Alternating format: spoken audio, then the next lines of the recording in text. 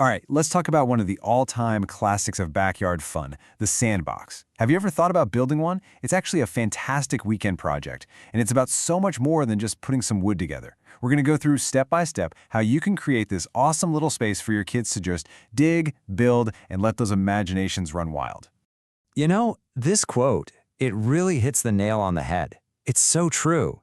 A sandbox isn't just, a box filled with sand. It's really a stage for creativity. It's a safe little world for them to play in, and trust me, it's where so many of those great childhood memories get made. Okay, so part one.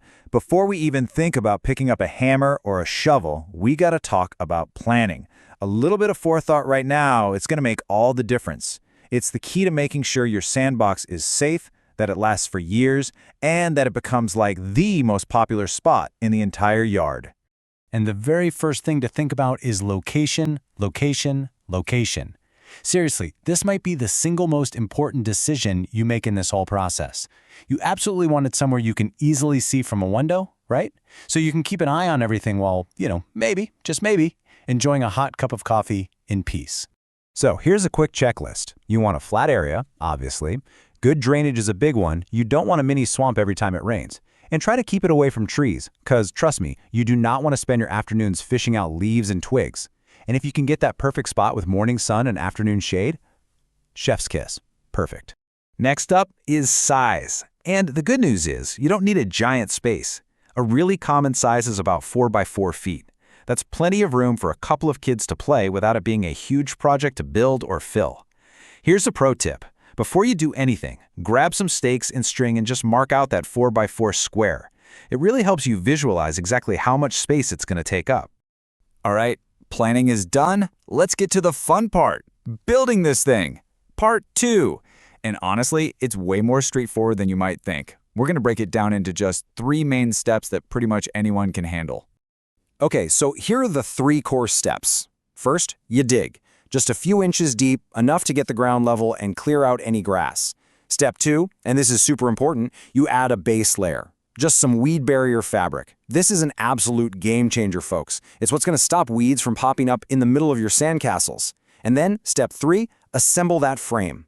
I'd recommend using untreated wood like cedar. You want to avoid the chemicals in pressure-treated stuff. Screw the corners together, and please sand down any sharp edges. No splinters. So, the frame is built, it's in place, now it's time for the star of the show, the sand. But hold on, you can't just grab any old sand. The type you pick is really important, not just for safety, but also for its sandcastle building potential. It's a real thing. So, let's break it down. Play sand versus construction sand. Play sand has these fine, soft particles. It feels nice and it sticks together perfectly for building things.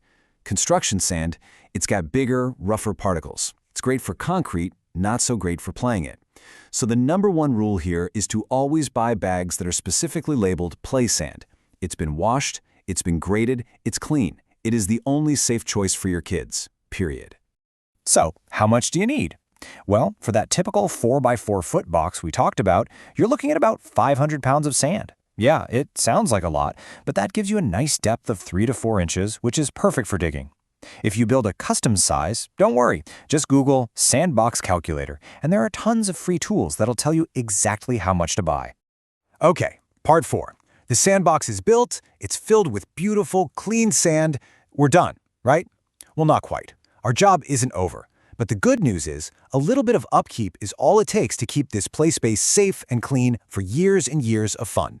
So the big question is, how do you keep this awesome new play space clean and inviting? And honestly, it's pretty simple. It's all about getting into a few good habits, just a few easy routines to keep that sand fresh and the whole area safe. Here are the top tips. Number 1, and this is non-negotiable, use a sandbox cover. It keeps out rain, leaves, and critters. You know what I'm talking about. Also, rake the sand every now and then to get rid of clumps, plan on changing out the sand completely about once a year, and try to enforce a no food or drinks rule to keep bugs away. Oh, and of course, a quick hand wash before playing is always a good idea. Okay, let's talk about something else that's super important. Sun safety. This is a big one.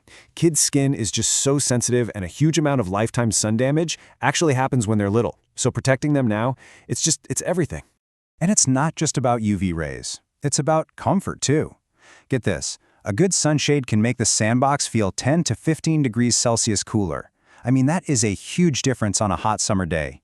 It makes playing out there so much more comfortable and safer. So what can you do? Installing a simple canopy or a sun sail is a great move.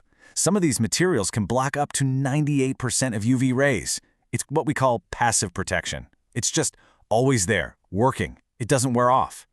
Now, of course, you still need to pair that with sunscreen, hats, and all the usual stuff, but having that physical shade is an amazing first line of defense. And really, that's what it all comes down to, right? A safe play environment means being vigilant, whether we're talking about inside the house or out here in the backyard. It's about being aware and proactive. And yeah, nothing replaces just keeping a watchful eye. So there you have it. The perfect sandbox is ready.